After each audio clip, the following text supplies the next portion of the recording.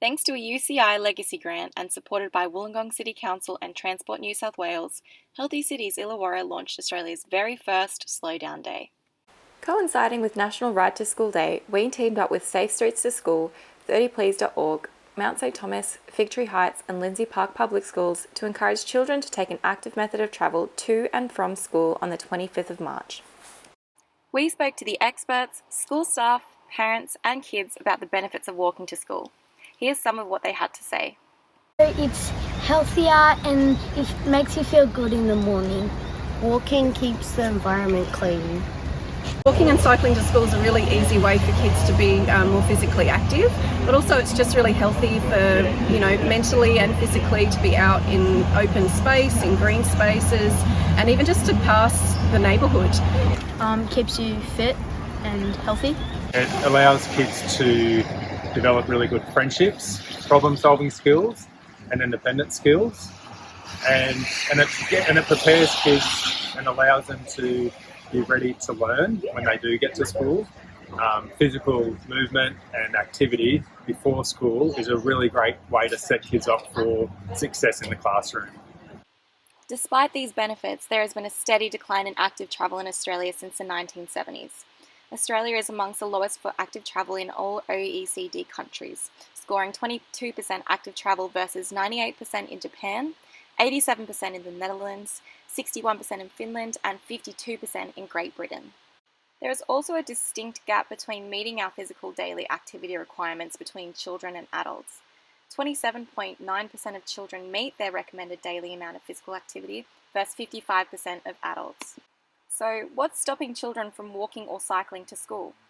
Currently, we have a system that is set up for car travel and vehicular travel, and we have speed limits that are quite high or are very high in neighbourhoods and in streets that lead to school. And what happens is that there's a perception and there's realisation that it's actually unsafe to walk and ride to school, and the risk is too great. So a lot of parents choose to either drive or find another way to get their kids to school.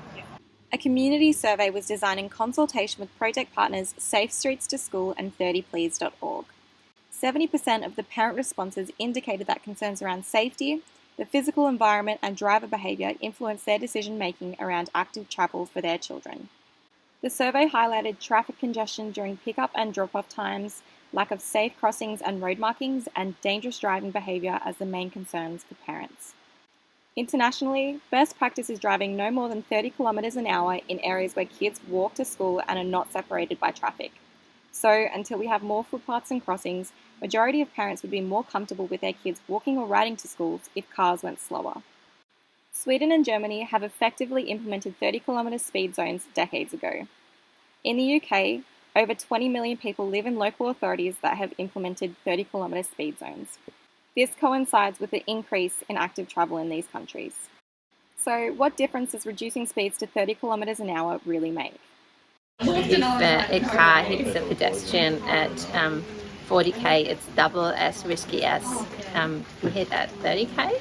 So that's quite a big difference. And then, the risk of dying goes really up high at 50k. If someone gets hit at 50k, the risk of dying goes up to like 85%, and it's only 10% if hit at 30k. So, what is a Slowdown Day and how did we do it? We applied the World Health Organization's Slowdown Day Toolkit, for which they define slowdown days as community days during which activities are organised on the street for public to promote slower speed limits. In the lead up to and day of the slowdown event, flags that incorporated health messages encouraging drivers to slow down were displayed around school neighbourhoods. 4 short videos were also disseminated by the social media campaign for the Safe and Active Routes to School.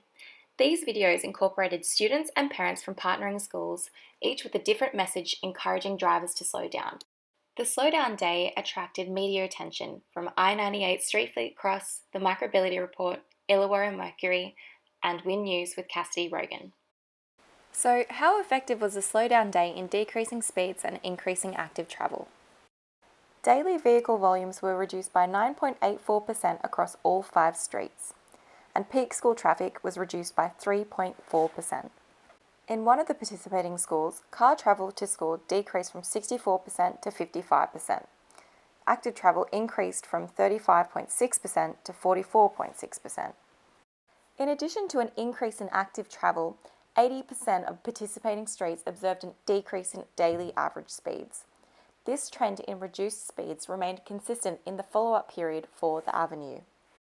We also received some great feedback from communities, parents and teachers. One individual was amazed at how obvious it was to tell which cars were voluntarily slowing down the extra 10 kilometres just by watching. At 30 kilometres, you can continually assess the situation on all sides of the street, giving plenty of time to respond to conditions as needed. Slower speeds in local streets. Why should we support it? I think there's a range of benefits. It's about community, that we can have conversations in the street and connect, but most importantly it's about the safety of our kids, that they feel safe and secure on our streets, and that manifests for all of us, for parents who can trust that their kids will be okay in that final 1 or 2 kilometres as they're walking or riding. It means that kids like that one, whose age, can walk safely to school and not worry about getting cleaned up by a car. And I think it'd be awesome if we could see more kids walking, more people riding bikes, more active transport, especially as a bike city.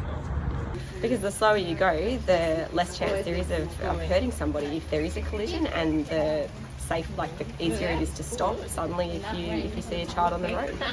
Today I noticed with the slow down day that cars were actually going slower, and they were much more well behaved. I see some crazy stuff sometimes, so it was great. You can tell a massive difference between 40 and 30, and I think it's just so much safer for the kids. Well, it's to keep the kids safe, isn't it? Just that 10 kilometres an hour makes such a difference, and then everyone can rest a lot easier. Road safety is a shared responsibility amongst everyone, so please, slow down. Slow down. Slow down. Slow down, please.